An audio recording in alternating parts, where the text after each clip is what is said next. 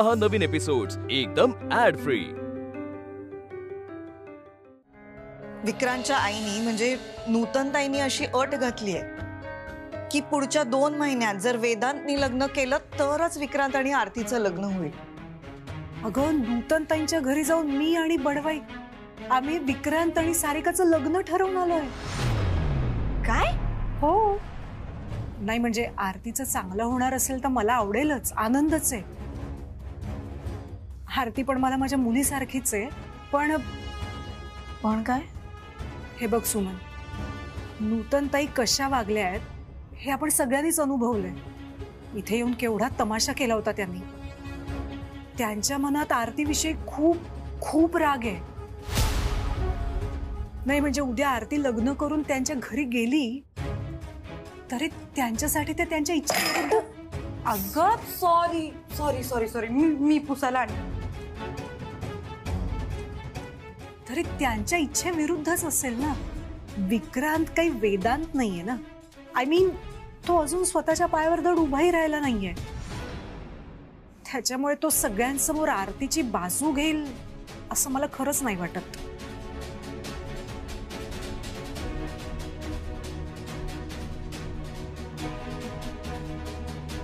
सारिका फारच एकदम कामाला लागली। विक्रांतचं स्थळ आल्यापासून सारिकाला आदर्श गृहिणी बनायचं। हो,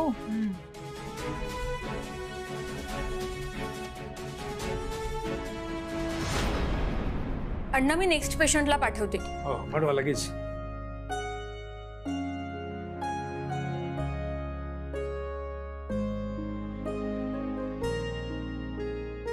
तुंपलवार। अरे भोंडे क्या बात आहे। बस बस बस बस। नमस्कार वहिनी। नमस्कार। या बसा बसा बसा। काय तुम्ही पण फोन करायचा ना आणि घरी यायचं सोडून इकडे काय? अरे बाबा घरचा पत्ताच विसरलो, माझ्या लक्षातच नव्हता। अजनीला एवढं माहिती होतं पण क्लिनिकचा पत्ता मात्र माझ्या लक्षात होता। हा म्हटलं जवळ आलेलोच आहोत तर भेटूया मित्राला। बरं केलं। हे नेहमीच तुमच्याबद्दल बोलत असतात। हो आता मित्र माझा एवढा फेमस डॉक्टर आहे की त्याचं कौतुक करायलाच हवं ना। मी काय म्हणतो, आपण एक काम करू, आपण आता इकडून डायरेक्ट घरीच जाऊ, तिकडे निवांत बोलूया। नाही नाही हा असं नको, आज आपण इथंच बोलूया। बरं ठीक आहे। बरं काय कसं काय येणं केलं, म्हणजे काही तब्येतीची काही तक्रार नाही आहे ना? अरे नाही नाही तब्येत एकदम मस्त आहे माझी। आज आम्ही तुझ्या मुलीसाठी माझ्या मुलाचं स्थळ घेऊन आलो। अरे वा, आरतीसाठी?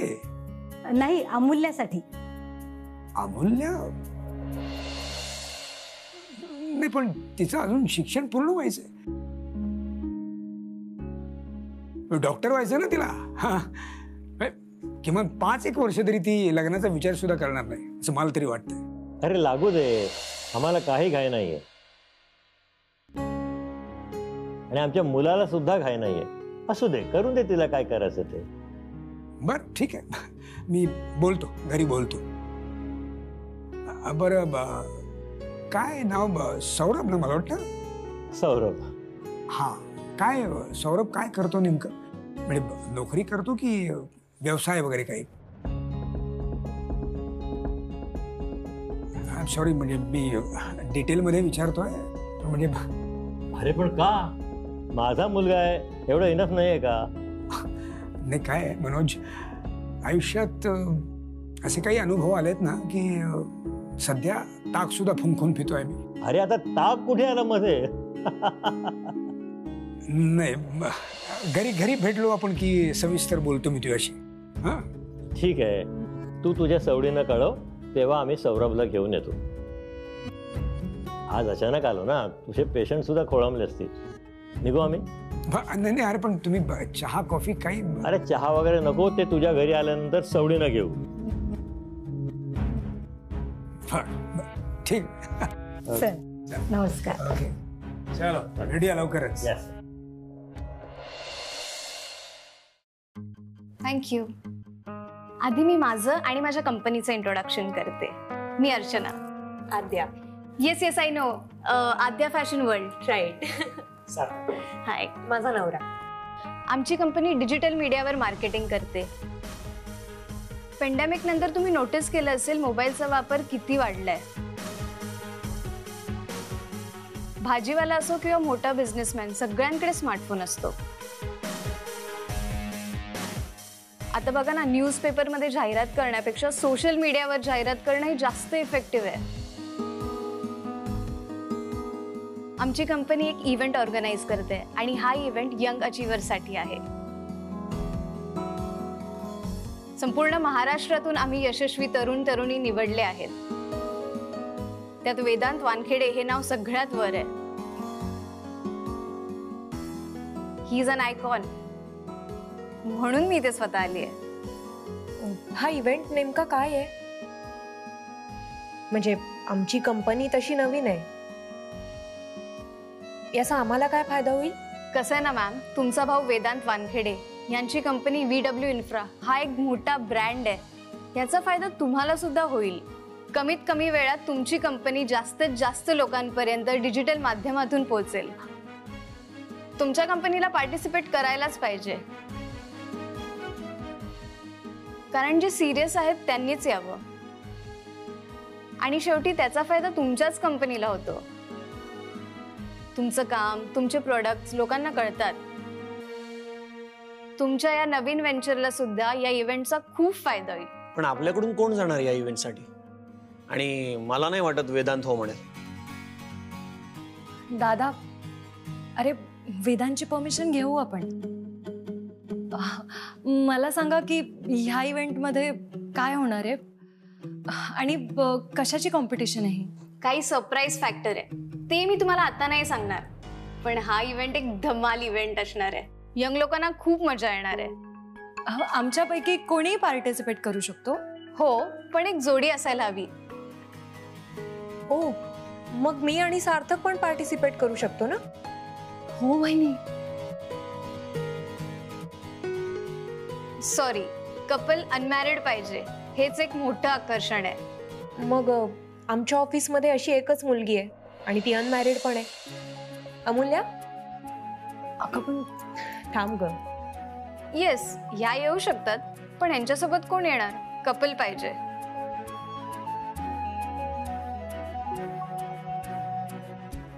पार्टिसिपंटचे डिटेल्स मी तुम्हाला नंतर पाठवते. मीनवाईल विजय, यांचे जे काही चार्जेस असतील ते प्लीज पे करशील? आधी मी सरांना विचारतो. अरे आमच्या कंपनीमधून दे. ठीक आहे. ओके, इव्हेंटला आल्यावर सगळी प्रोसिजर तुम्हाला समजावून सांगितली जाईल. काही अटी सुद्धा आहेत, काही सरप्राइजेस पण आहेत, ते आम्ही तुम्हाला तिथेच सांगू. ओके, चला येते मी. Nice to meet you. And you too. Nice to meet you. Same here. All the very best. Thank you.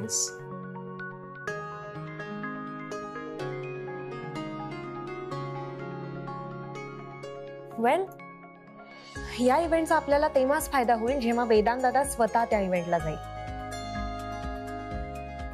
आणि जर वेदांत दादा गेला ना, तर आपली कंपनी खरंच डिजिटली लोकांपर्यंत पोहोचेल. पण वहिनी, तो हो म्हणेल का? मला माहिती ते काय म्हणतील. ते म्हणतील माझा याच्याशी काय संबंध? हे बघा, या असल्या फालतू गोष्टींसाठी माझ्याकडे वेळ नाही. काय चाललंय इथे?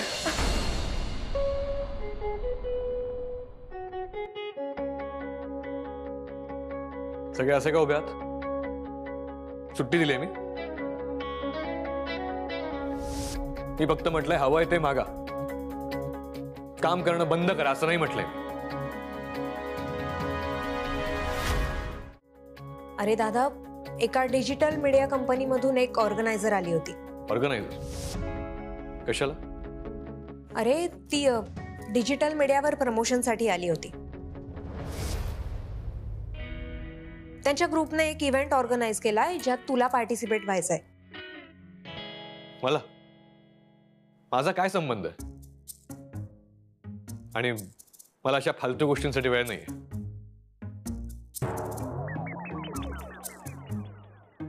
अरे दादा, ऐकून तरी घे. हे बघ, निवडक यंग आणि सक्सेसफुल लोकांना तिथे बोलावलंय. त्यात तुझं पण नाव आहे. आता फक्त नागपुरातच नाही तर अख्ख्या महाराष्ट्रातले तरुण तुला त्यांचा हिरो मानतात, बरोबर?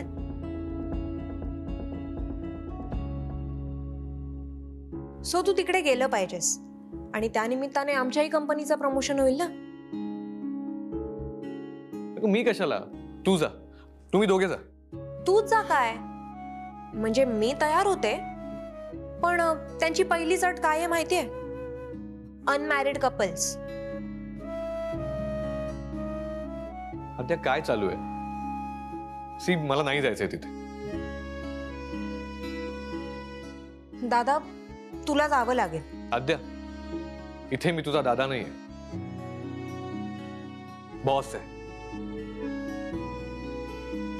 ठीक आहे, मग तुला दादा म्हणून पण जावं लागेल आणि बॉस म्हणून सुद्धा जावं लागेल.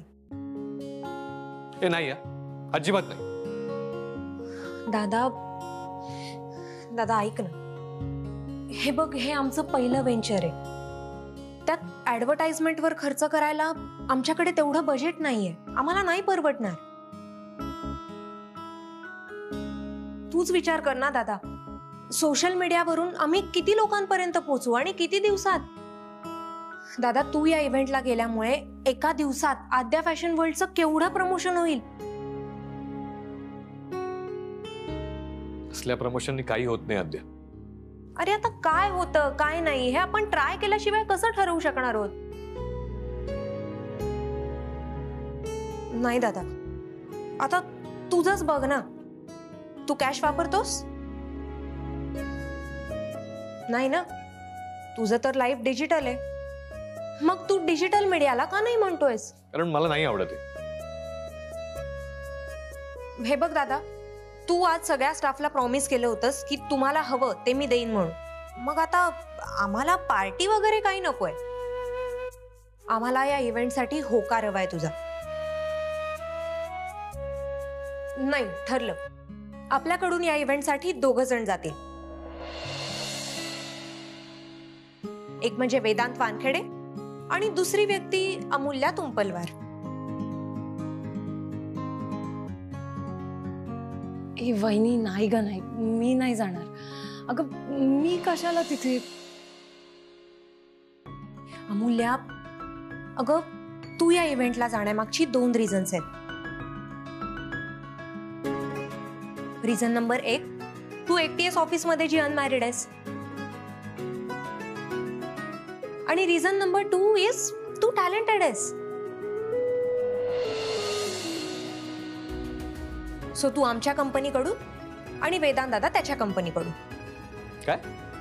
हो, तुम्ही दोघेही VW इन्फ्रा आणि आद्या फॅशन वर्ल्डचं भरपूर मार्केटिंग करा तिकडे. मला वाटतं हे इंटरेस्टिंग आहे. वहिनी, मी हे चॅलेंज ऍक्सेप्ट करते. तू बघच, मी त्या इव्हेंट मध्ये जाऊन काय धमाल करते. धमाल? रिअली? निव्वळ थिल्लरपणा असणार तिकडे. सर, तरुण मुलांसाठी तुम्ही आदर्श आहात. त्यामुळे तुम्ही या गोष्टीकडे ना थिल्लरपणा म्हणून बघू नका. मला वाटतं की ही काळाची गरज आहे. आणि तुम्ही बघा ना, एवढा मोठा इव्हेंट येतो, मग आपण सुद्धा सोशली थोडं मिक्स व्हायला हवं ना.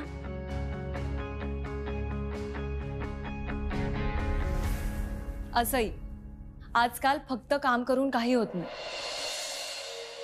म्हणजे लोकांना ना सक्सेसफुल लोकांना ऐकायला आवडतं. जसं तुम्ही सक्सेसफुल बिझनेसमॅन बद्दल वाचता, अगदी तसं. आणि कोणी सांगावं की कोणाला तुमच्याकडून प्रेरणा मिळेल. आणि सर, आपण वर्षभर काम करतो, मग एखादा दिवस असा विरंगुळ्याचा आनंद देणारा गेला तर काय हरकत आहे ना.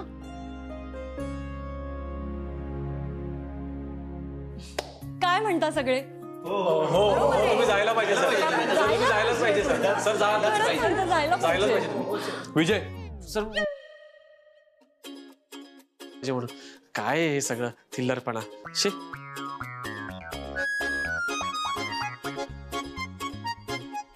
या सगळ्यांना टर्मिनेशन लेटर दे. दादा काय सर, यांना सगळ्यांना कामावरून काढून टाकायचं?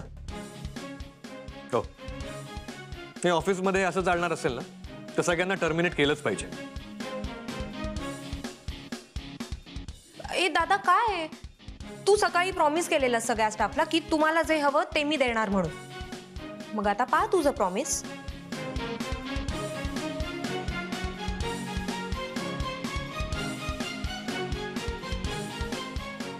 ठीक, जाईन मी नाही, आपण जातो.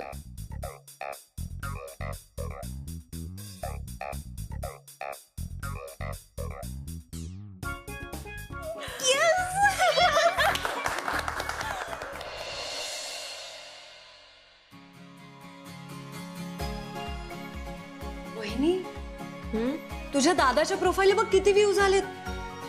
15,000. व्हॉट? हो, सॉलिड डिमांड आहे तुझ्या दादाला लग्नासाठी. हो ना, किती सारे कमेंट झाल्यात. ही कुठे? Vedant Wankhede, I want to marry you. Solid plan आहे तुझा. And it's working out. Yes. तिला रिप्लाय करू. Thank you for sending request.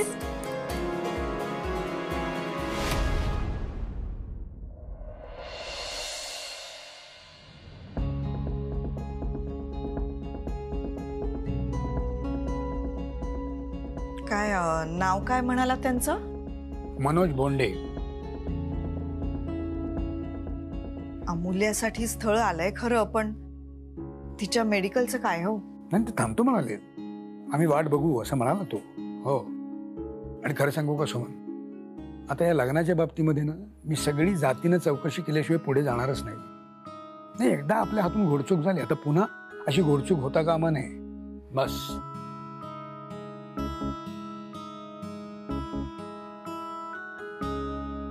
अहो, सुमती ताई येऊन गेली. हा, काय म्हणत होते? तिने आज एक वेगळीच माहिती दिली. म्हणजे आपल्याला जे माहिती आहे, नूतन ताईंनी अशी अट घातली आहे की 2 महिन्यांमध्ये वेदांचं लग्न झालं तरच विक्रांत आणि आरतीचं लग्न होईल. पण ताई तर म्हणाली की नूतन ताई आणि बडवाईक या दोघांचीही इच्छा आहे विक्रांत आणि सारिकाचं लग्न व्हावं.